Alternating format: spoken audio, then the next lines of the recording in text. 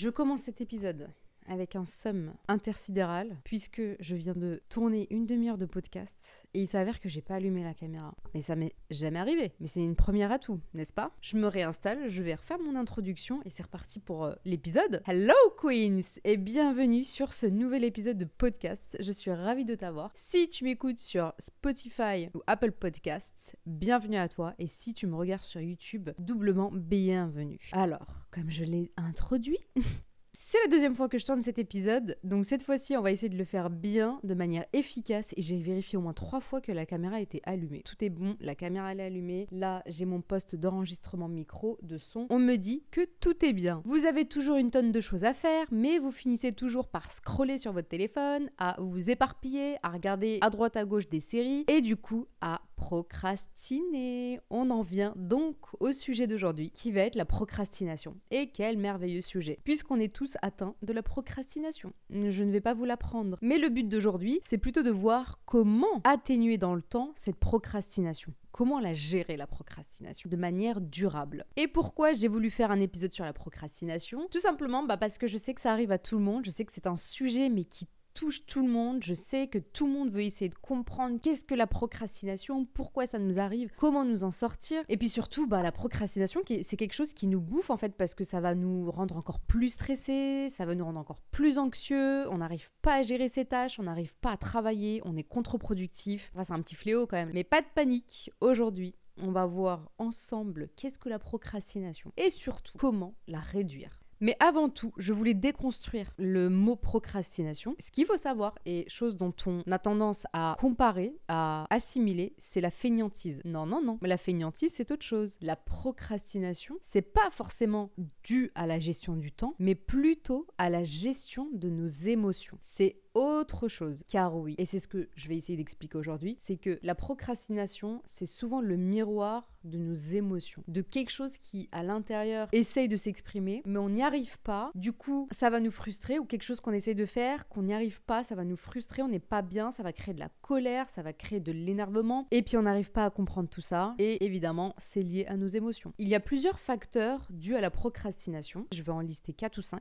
Le premier, c'est la peur de l'échec, entre guillemets, si je ne commence pas, je ne peux pas échouer. Et c'est assez marrant puisque j'ai fait un épisode sur l'échec et vs la réussite. En gros, qu'est-ce que la peur de l'échec? Est-ce que c'est lié aussi à la peur de la réussite? D'ailleurs, n'hésite pas, si tu n'as pas vu ni écouté cet épisode, je vais te le mettre ici quelque part et tu pourras aller écouter cet épisode qui est sur déconstruire notre peur de l'échec, qui est lié peut-être à la peur de la réussite. Et finalement, c'est beaucoup lié à la procrastination. En tout cas, la procrastination est liée à ça puisque on va se créer des peurs, on va se mettre des bâtons dans les roues, on va pas vouloir faire un projet ni avancer sur quelque chose parce qu'on a juste peur d'échouer. Et ça, franchement, ça arrive dans 90% des cas des personnes qui veulent entreprendre quelque chose mais qui n'osent pas parce qu'elles ont peur d'échouer ce projet. Avant même de l'avoir essayé, elles vont se dire non mais peut-être que ça va pas marcher, oui mais peut-être que je vais pas faire autant de vues, peut-être que je vais pas faire des ventes, peut-être que ça va attirer personne, peut-être qu'on va me juger. Il y a trop de... Il faut calmer ton esprit là. Mais attention, je dis ça, mais moi je suis déjà passée par là. C'est totalement normal. Et justement, c'est un facteur très ancré de la procrastination. Deuxième facteur, c'est le perfectionnisme. Alors ça, je vous l'apprends pas parce que j'ai déjà fait un épisode là-dessus, mais d'ailleurs qui est dans le même épisode sur l'échec et la réussite. C'est vraiment cette notion d'attendre le bon moment ou de vouloir des résultats parfaits avant même d'avoir commencé. Ou alors peut-être que tu as déjà commencé, mais tu veux que tout soit parfait avant de lancer la chose à 100%. C'est pas possible. On peut pas être parfait sur tous les aspects et même quand on commence quelque chose, on peut pas la faire parfaitement. Et ça, je l'ai appris avec le temps. Il y a 5 ans de ça, j'ai voulu lancer une formation qui est en lien avec l'autre activité que je fais à côté, qui est l'art-thérapie. Et j'ai fait une formation, donc je l'ai montée et tout, mais je voulais qu'elle soit parfaite. Mais le problème, c'est que ce perfectionnisme m'a poussée à presque avoir peur de lancer ou à me dire non, il faut que ce soit vraiment ceci, il faut vraiment que ce soit comme ça pour pouvoir le lancer. Et du coup, en fait, ça me poussait vers ce truc de procrastination, de reculer l'échéance et au final, presque jamais sortir la formation. Et d'ailleurs, je ne l'ai jamais sortie totalement officiellement. Je l'ai sortie officieusement. Je l'avais fait tester par des bêta-testeurs, mais officiellement, elle est jamais sortie parce que, à mon sens, elle n'était pas parfaite. Et puis bon, il y avait un autre truc à côté, c'était le syndrome de l'imposteur. Mais c'est pas le sujet du tout de cet épisode. Ça peut être un autre sujet d'ailleurs, le syndrome de l'imposteur. Mais voilà, il y avait plusieurs trucs qui ont fait que je n'ai pas sorti cette formation, mais c'était surtout lié aussi à ce côté un peu perfectionniste perfectionnisme. Et à un moment donné, je me suis dit, mais au chiotte le perfectionnisme. Au chiotte le perfectionnisme. Tu peux lancer un projet et le perfectionner au fur et à mesure. Troisième facteur, c'est la surcharge cognitive. La surcharge cognitive, qu'est-ce que c'est ? Tout simplement, c'est lorsque tu es en trop de tâches dans ta tête, tu as trop de tâches à faire, trop de tâches à gérer. Du coup, ça déclenche quoi ? Du coup, ça déclenche une paralysie mentale. Attends, il y a mon téléphone qui vibre, je vais juste le mettre en silencieux. Mais aujourd'hui, qu'est-ce qui m'arrive ? Je fais un épisode, je n'enregistre pas, et là, mon téléphone, il n'est pas, comme d'habitude, en mode repos. Et d'ailleurs, je vais parler tout à l'heure des notifications.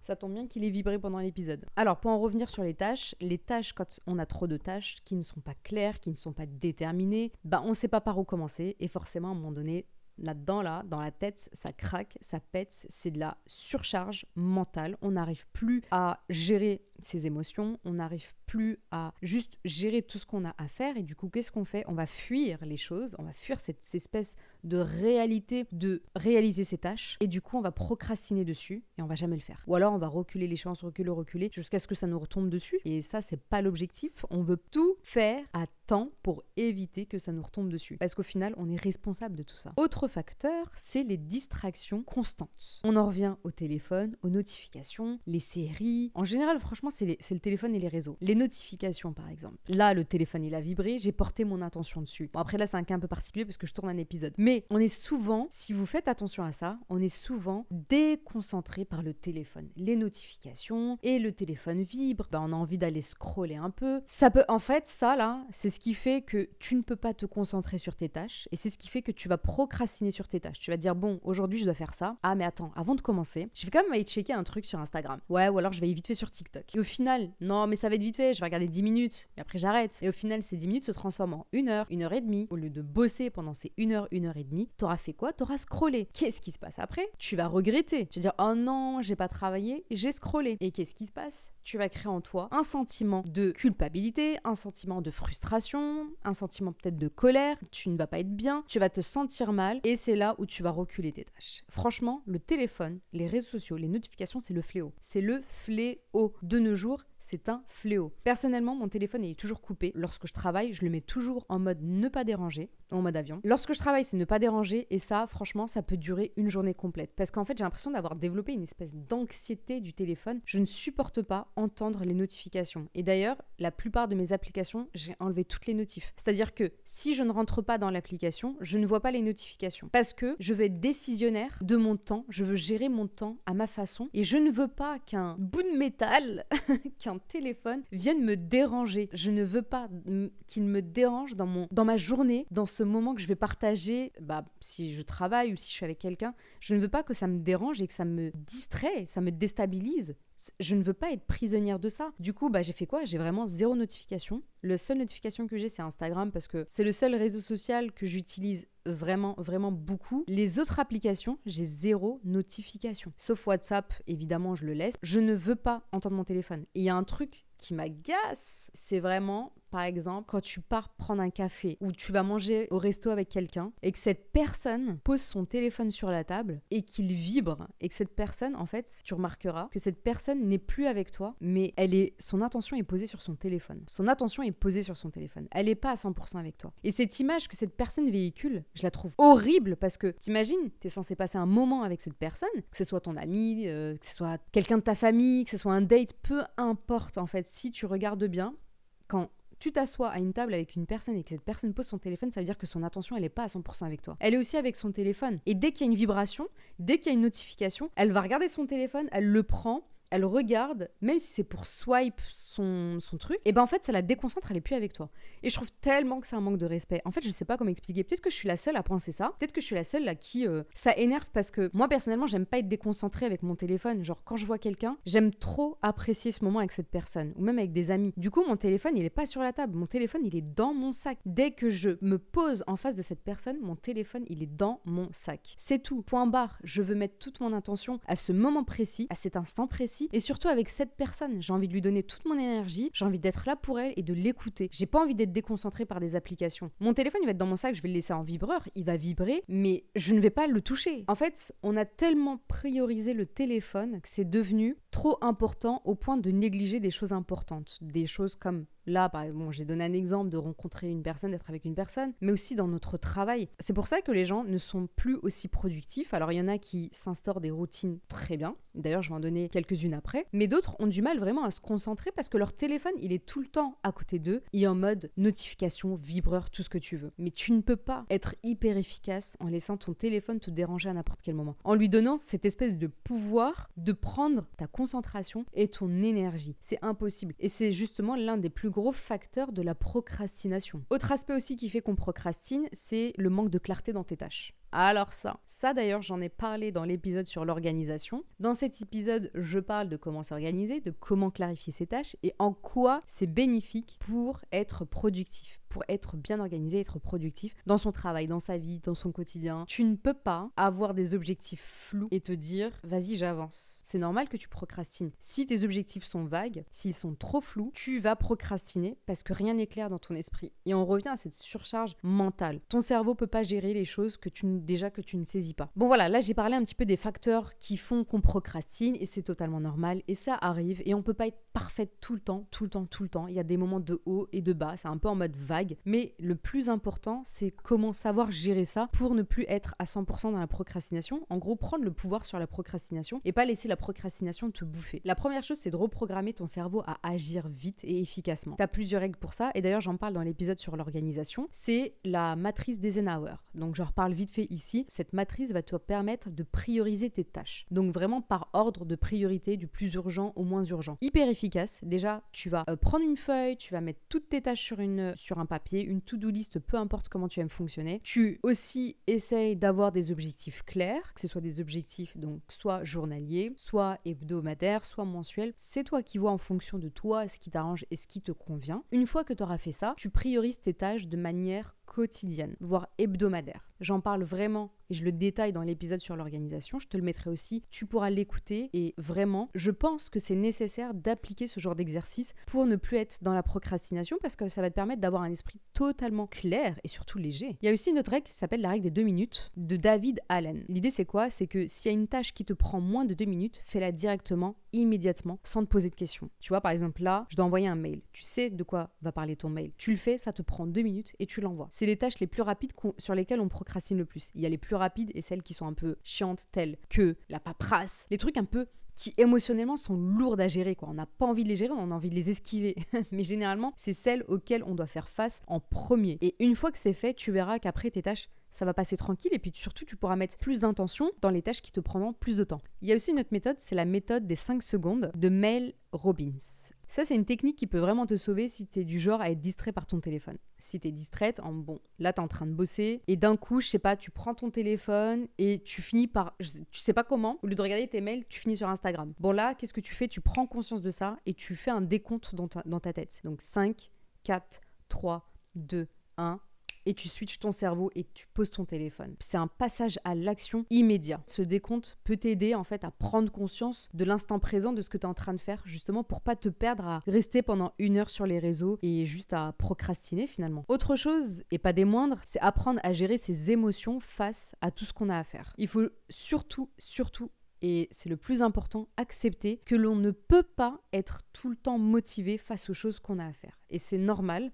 On est humain, on est fatigué par notre quotidien, on a plein de trucs à faire. Si, en plus, je ne sais pas quelle est ta vie, mais t'es peut-être maman, t'as peut-être des enfants, peut-être que tu n'es pas maman, peut-être que tu travailles juste 35 heures par semaine, peut-être que tu es étudiante, peut-être que tu es entrepreneur, quelle que soit ta situation, c'est normal de ne pas être tout le temps au top de sa motivation. On a des hauts, des bas, en plus, on est des femmes, on a nos hormones, et parfois on est juste fatigué. Et donc, pour réduire ton anxiété, tu peux formuler tes tâches. Donc, comme je l'ai dit, tu t'organises, tu fais des tâches et essaye de te dire, bon, pour telle tâche, je mets tant de temps. Donc, je t'ai donné tout à l'heure la règle des 2 minutes, mais tu as aussi des tâches qui vont te prendre plus longtemps. Donc, par exemple, 30 minutes, 1 heure. Et tu peux te dire, bon, bah voilà, pendant 1 heure, je fais ça. Tu mets un timer. Moi, c'est ce que je fais, par exemple, lorsque je fais des montages vidéo. Je mets un timer, je me dis, pendant 1 heure, je fais que du montage vidéo. Je mets mon timer pendant 1 heure et là, il se met à sonner, j'arrête et je fais une pause. Et ça, je fais ça pour toutes les tâches. En fonction des tâches que j'ai, j'estime le temps que j'ai pour chaque tâche. Et en fait, ça me permet de bien planifier ma journée, de pas être dans le surmenage, de pas me sentir mal et de travailler de manière hyper efficace. Et justement, je rebondis sur une technique qui s'appelle la technique Pomodoro, qui est une technique qui te permet vraiment d'être super créative en petits laps de temps.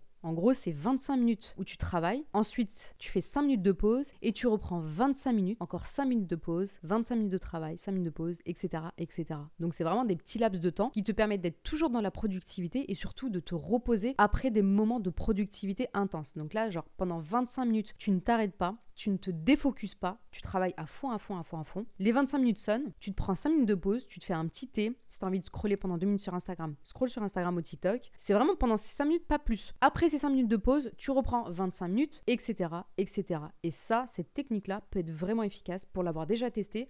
Franchement, c'est pas mal. Après, autre chose, et ça je l'ai dit, c'est pas de la magie, c'est vraiment éviter toutes les distractions. Donc, on va activer le mode avion sur le téléphone. On va enlever toutes les notifications. Si tu n'y arrives pas, tu as des applications qui existent qui te permettent de faire des blocages à un certain temps de tes applications. Et surtout, avoir un espace clair pour travailler, donc un espace dédié. Si tu travailles de chez toi et que tu n'arrives pas à travailler chez toi, va dans un café, va dans un espace de coworking. Ne reste pas seul à la maison. Si tu travailles au bureau, bon là malheureusement je ne peux pas trop te conseiller sur le bureau parce que j'imagine que si tu travailles dans un bureau, sauf si ta boîte te le permet de changer de bureau ou d'avoir un espace de coworking avec d'autres personnes, pourquoi pas, ça peut être l'idéal. Mais voilà, en général, il faut vraiment avoir un bon environnement adapté et enlever toutes ces distractions. Franchement, on ne peut pas être esclave de tout ça, c'est impossible parce que ça nous tue nous, on peut pas avancer comme on veut. Puis je sais pas, c'est contre-productif de ouf. Et enfin, je dirais, il faut valoriser le progrès que tu fais. En fait, chaque étape que tu fais, il faut que tu valorises ce progrès parce que c'est une étape que tu auras faite. Tu auras avancé d'un pas, tu auras fait quelque chose et ça, il faut être fier de ça. Il faut te dire, je suis fier de moi. Genre, fais-toi à la fin de journée un petit cadeau, genre en mode, j'ai rempli toute ma to-do list, j'ai bien bossé, j'ai bien avancé, je suis fière de moi. Bah tiens, je m'offrais un petit massage. Et surtout, il faut pas être dans l'auto-critique de soi. Au contraire, il faut que tu sois dans l'auto-compassion. Sois satisfaite de ce que tu as fait. En fait, une fois que tu auras fait tout ce que tu avais à faire, que tu es en mode bravo Queen, tu as réussi, tu as fait ça, je peux te dire que tu vas plus jamais procrastiner parce que tu vas être trop fière de toi à chaque fois que tu auras fini des tâches. Maintenant, il te reste plus qu'à mettre toutes ces stratégies en place, à les mettre dans ton quotidien, à clarifier tes objectifs, surtout tes objectifs dans la vie, qu'est-ce que tu veux dans ta vie professionnelle, dans ta vie personnelle. Clarifie tout ça, prends un instant, prends des notes, clarifie, organise. Regarde l'épisode sur l'organisation qui peut vraiment t'aider. Organise ta vie en fonction de ça. Surtout, si tu n'arrives pas à faire tout ce que tu avais à faire, dis-toi que ce n'est pas grave. Tu peux parfois ne pas être motivé. Le plus important, c'est d'être discipliné dans ce que tu as à faire. Et le plus important, c'est d'enlever tout ça, là, tout ce qui nous bouffe au quotidien, le téléphone, les notifications, et vraiment essayer d'être focus que sur son travail. Et une fois que tu auras fini ta journée, prends ton temps, fais-toi un bon bain chaud, un bon masque pour les cheveux, pour les mains, pour les pieds, peu importe, mais genre, régale-toi. Sois en mode, je suis fière de ce que j'ai fait. Et de toute façon, si tu le fais pas pour toi, qui va le faire pour toi? Personne.